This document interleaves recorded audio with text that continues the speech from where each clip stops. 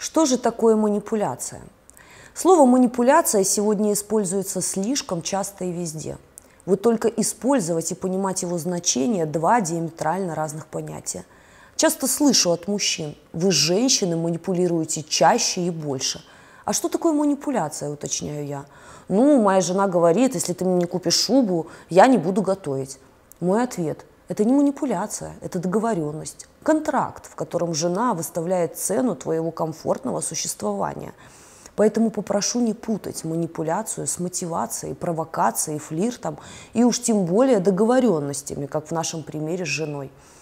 Мотивация – это выгода в первую очередь для мотивируемого.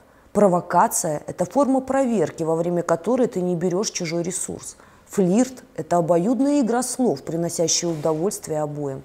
С манипуляцией же все иначе. Манипуляция – это скрытый психологический прием, целью которого является заставить человека, вопреки его интересам, выполнить нужное действие. Немаловажный фактор манипулирования – сделать так, чтобы человек сам проявил инициативу.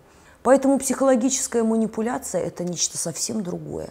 В моем понимании это разрушение границ психики партнера без его согласия.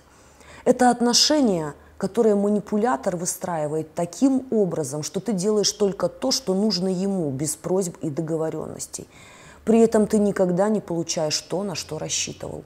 Отношения манипулятор-жертва, кукловод-кукла всегда строятся по принципу «выиграл-проиграл». Я это называю игра в одни ворота. Тот, кто проиграл, собственно, и является жертвой. Он кукловод, ты вещь. Я вещь, которую тот, кто ставит себя выше меня, используют в своих интересах, не ставя меня в известность об этих своих интересах. А я никогда не получаю то, что рассчитывала. Такая мысль является точным определением состояния жертвы манипулятора. Поэтому манипуляция – это скрытый психологический прием, цель которого – получить ресурс жертвы, ничего не отдавая взамен. И к использованию манипуляции в отношении себя пора относиться как к ограблению. Какие ресурсы могут быть интересны игрокам? Основные – это секс, эмоции и материальные ресурсы. Но чаще это влияние, интеллект, пиар, продвижение, привлечение. Есть отдельная категория манипуляторов, которых волнует исключительно психоэмоциональный ресурс жертвы. Они испытывают безграничное удовольствие, доводя жертву до психологического срыва. В этот момент они ощущают себя всемогущими.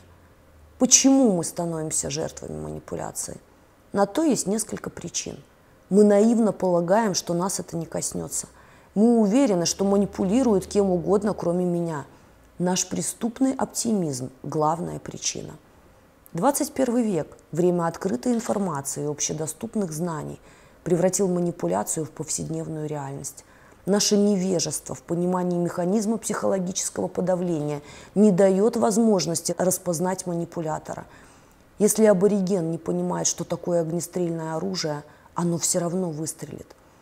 Вторая причина – наивная вера в то, что жертва эксплуататора – это всегда неуверенная в себе личность. На самом деле порабощенными чаще всего становятся успешные и витальные женщины и мужчины, не склонные к лжи и цинизму. Манипулятору нужен ресурс, поэтому нересурсные освобождены от его внимания. Жертвой манипулятора может стать каждый носитель комплексуальных структур. А как известно, людей без комплексов не существует. Главное – суметь их пробудить. И манипуляторы мастерски владеют искусными приемами для этого. И у каждого из нас есть выбор – либо учиться распознавать эти приемы, либо становиться жертвой из-за собственного незнания. В мире, где господствует интернет, психологическое подавление стало реальностью. И к его использованию в отношении себя пора начать относиться как к ограблению. Почему, когда мошенник, применив эриксоновский гипноз, забирает у жертвы кошелек, на него можно написать заявление в полицию? А когда манипулятор, используя тот же метод, получает секс через 3 часа знакомства, нет.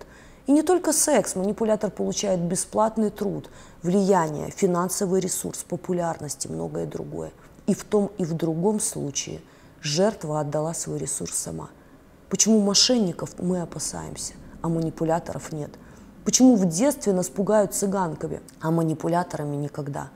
Пришло время принять, что техниками манипуляции владеют многие люди, и каждый день их становится больше и больше.